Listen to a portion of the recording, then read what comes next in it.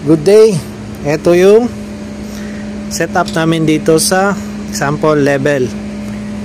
Panacea ang mga brand nito, pero Honeywell kasi ito pero under Panacea lang. Ayan Panacea 1 to 0 bars, 0 to 1 bar.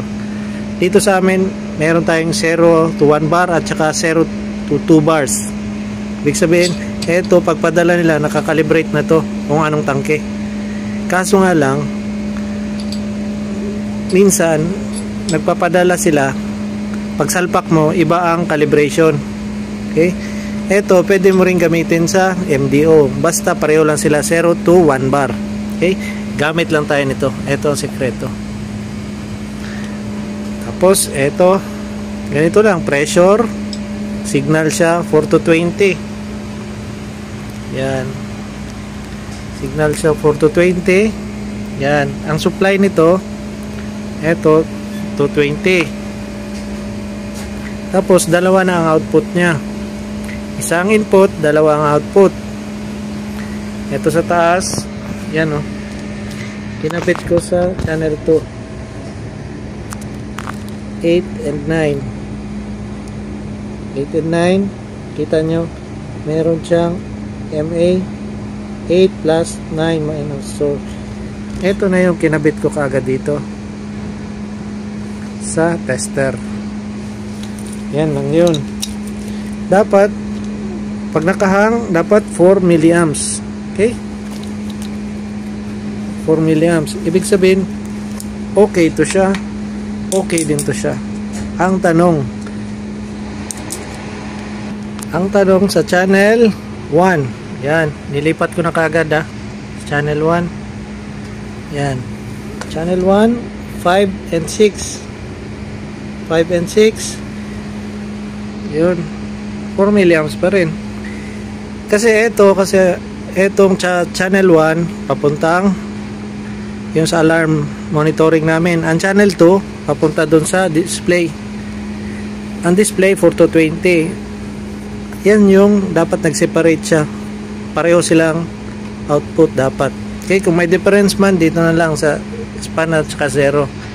Pag sa max, sa max nya, ito sa span. Pag walang laman, dito sa 0 kayo, mag zeroing kayo. Yan yung pag halimbawa nag-adjust kayo, fine adjustment, puntahan natin doon. Ito yung HFO service 0 equivalent to 4, 100 equivalent to 20. Ito pareho pa rin to, 4 to 20, 0 to 100.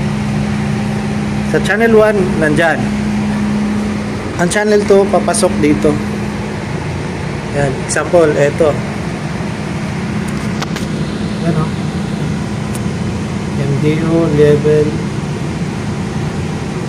normal. Yan, may something siya. Yan, same lang to sila lahat. Okay,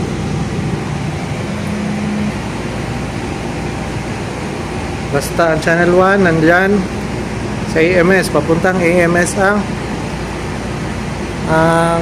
channel 2. Pero sa likod, ito yung sa AMS talaga, mga cabinet. Yan, AMS cabinet to siya, lingso. Nandito yung mga 4 to 20 binary or analog, nandito lahat. Sample, ito contacts, open close, inputs. Okay, nandyan din ang papasok yung channel 2 na yung sa analog nya, 4 to 20.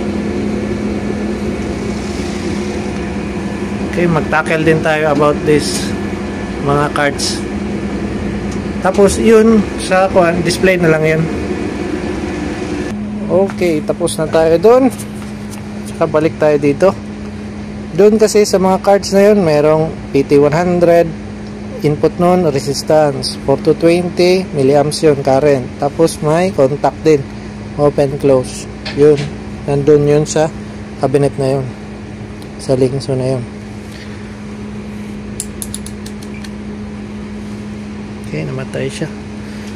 Okay, eto kasi nasa basurahan na siya, tatapon na sana nila, kaso ngayon pag turnover hinanap ko lang yung mga maganda pa at mapakinabangan, kasi pwede natin i-calibrate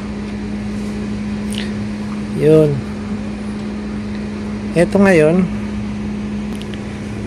meron kaming mga bago talaga. Ito bago, yun, may bago din na nakakabit siya.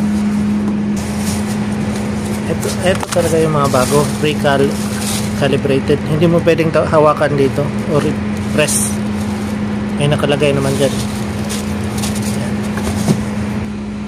Okay, pwede nating ituloy sa next video para hindi mataas. Okay, basta eto 4220, 2 wires lang to siya, ha? 2 wires lang. Kaso etong dalawa, yellow at saka white,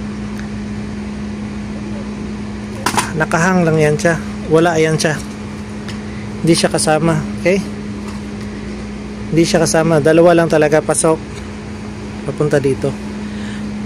Ang gamit naman itong dalawa nito, sample,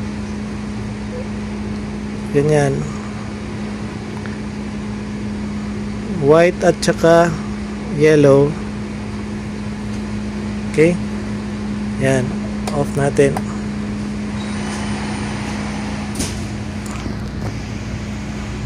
Enter.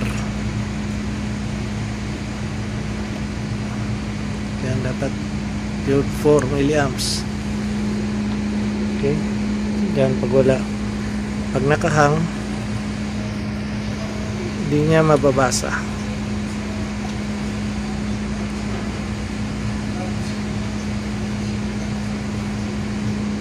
Okay,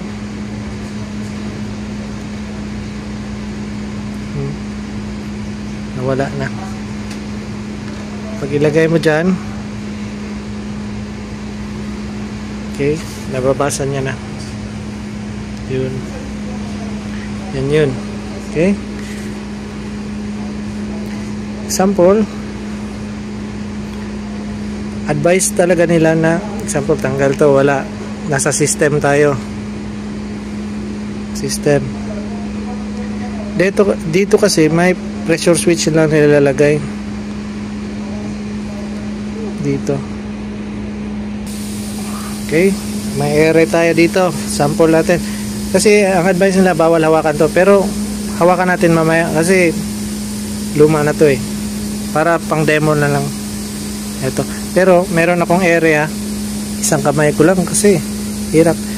Yan, oh, ito mataas, diba? Ang max nyan 20 milliamps lang talaga. Yan, sagat na yan.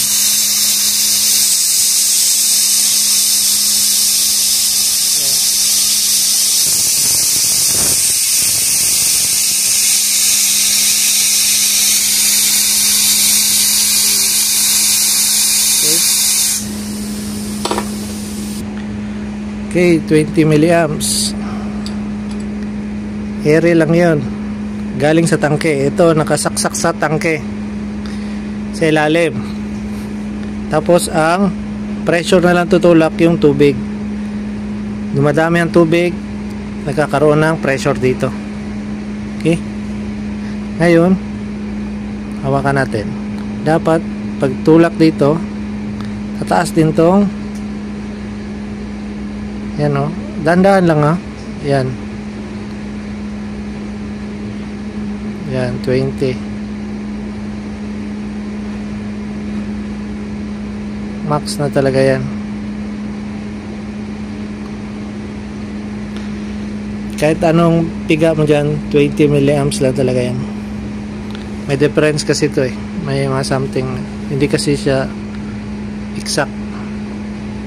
Okay, meron mga point something na Minsan, di ba, to 21. Pero pag halimbawa 21 siya, adjust ka na lang dito.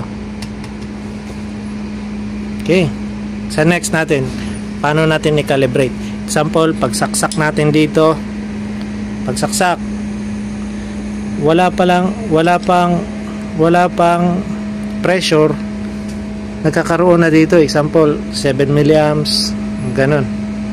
Sa next video natin, ha. Tsaka i-calibrate natin minimum tapos full.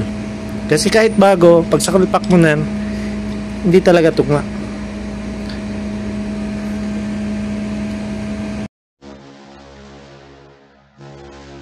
If you learned from this video, please like, share and subscribe, and don't forget to hit the bell for more updates. Also follow us on Facebook Barco TV. Thanks for watching.